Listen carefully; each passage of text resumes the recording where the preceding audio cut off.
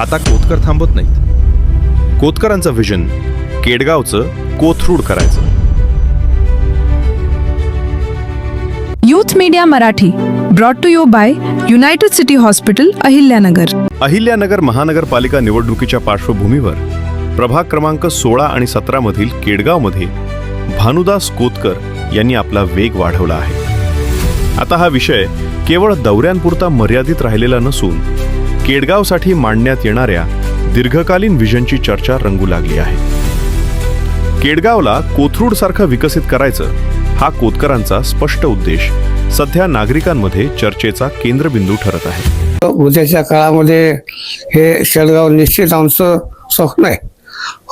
20 वर्षापूर्वीचं हे कोथरूड शहर करायचं. निश्चित भविष्यामध्ये या शेळगावला दिशा देण्याचं काम योग्य निर्णय योग्य वेळेस योग्य निर्णय होईल आणि चांगल्या प्रकारची विकासाची गंगा ह्या परिसरामध्ये आणून या शेळगावचा विकास केल्याशिवाय आमचा कोणताही विद्यमान नगरसेवक असेल तो विकासापासून वंचित राहणार नाही, विकासाकडे दुर्लक्ष करणार नाही. कोतकरांच्या या व्हिजनमध्ये नियोजित विकास, स्वच्छ आणि रुंद रस्ते, दर्जेदार पायाभूत सुविधा, शैक्षणिक व सांस्कृतिक वातावरण तसेच सुरक्षित नागरी व्यवस्था यावर विशेष भर देण्यात येत असल्याचे समर्थक सांगतात. केडगावला केवळ निवासी भाग न ठेवता एक आधुनिक व सुसज्ज परिसर म्हणून विकसित करण्याचा आराखडा कोतकरांच्या संवादातून समोर येत आहे.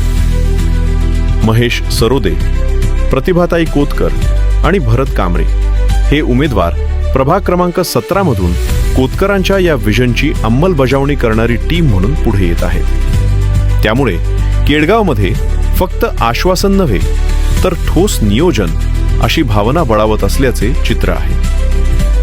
भानुदास कोतकर स्वतः मैदानात उतरल्याने हा व्हिजन अधिक ठाम आणि प्रभावी होताना दिसत आहे.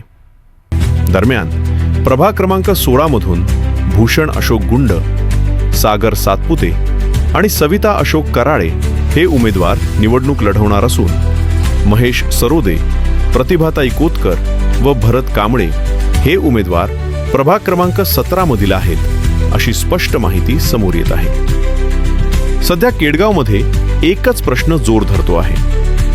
जर कोतकरांचा व्हिजन प्रत्यक्षात उतरला तर केडगाव खरंच पुढचं कोथरूड ठरेल का? Bureau report, youth media, Ahilyanagar.